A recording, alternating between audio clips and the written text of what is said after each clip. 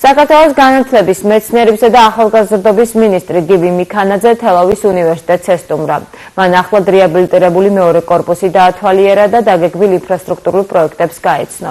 მინისტრი იმყოფებოდა უნივერსიტეტის კვლევით ლაბორატორიებში ღვინის მარანსა და სპორტულ დარბაზში, რომლის სრული რეაბილიტაციისთვისაც სამინისტრომ 495,000 ლარი გამოყო. მათი ფინანსური მხარდაჭერით ასევე იგეგმება მესამე სასწავლო კორპუსის ინფრასტრუქტურის განახლებაც.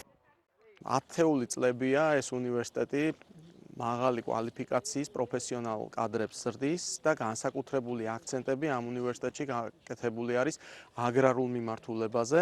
ჩვენ გავეცანით იმ ლაბორატორიულ შესაძლებლობებს, რომელიც უნივერსიტეტს გააჩნია და ეს არის თანამედროვე ლაბორატორიები, სადაც უნივერსიტეტში მოსწავლე სტუდენტებს შესაძლებლობა აქვს, რომ განავითარონ თავიანთი უნარჩვევები. სამინისტრო აგრძელებს რეგიონული უნივერსიტეტების აქტიურ მხარდაჭერას და ჩვენ მიმდინარე წელს გამოვყავით დაფინანსება. ბოლო წლების განმავლობაში პერმანენტულად მიმდინარეობს უნივერსიტეტში სამინისტროს მიერ დაფინანსებული პროექტები, ინფრასტრუქტურული პროექტებს გულისხმობ და დღეს ბატონი მინისტრი და მისი პირველი მოადგილე გაეცნენ განახლებულ ლაბორატორიებს, ახალი აპარატურით აღჭურვილს, გაეცნან ახალ მეორე კორპუსის მიმდინარე სამუშაოებს, ფასადს, შიდა სამუშაოებს და უკვე ახალი დაფინანსებული რაც გატარდა ინფრასტრუქტურული პროექტი თელავის სახელმწიფო უნივერსიტეტში,